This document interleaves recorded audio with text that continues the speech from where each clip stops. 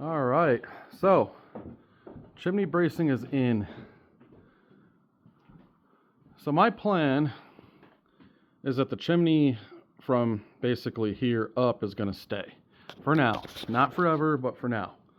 So what we've done is we've basically encased the chimney and then ran Tapcon screws into the chimney, 6 per side, about 24 screws, and got it basically braced in all 4 sides. And then I also ran 2x6s across, faced them, and then mounted those into the trusses to kind of hold everything up. Now granted, I understand the chimney has some weight to it, but from where we're at to the top of the chimney on the outside is only about 2.5 feet or so.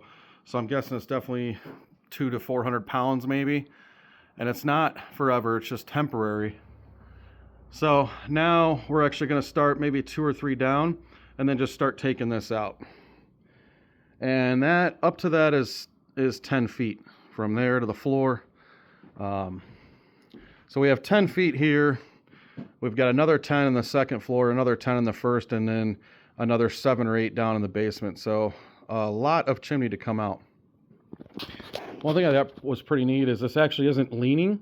It was made this way, so it came up straight here, and then they cut it over and centered it up with the house, which from what I've heard from some people, it was common that they would start in the basement wherever they could, and then they would just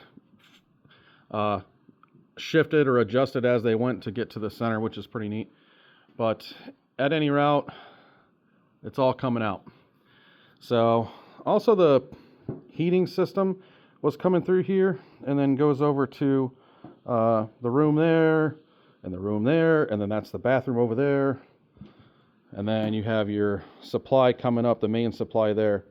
All that's coming out. That's why we're taking the chimney out, so we can move the HVAC system into the hole where the chimney was, and then start doing our routing in the second floor on the ceiling, probably, to try to give this more of an open floor plan. And obviously you can tell they've thrown insulation on it to try to keep the pipes warm in the wintertime, but it does get very cold up here, as you might understand. So basically, when you're in the room and you feel the heat coming out of the pipe, it's not very warm, and those front rooms get pretty cold. So that's the plan. Stay tuned.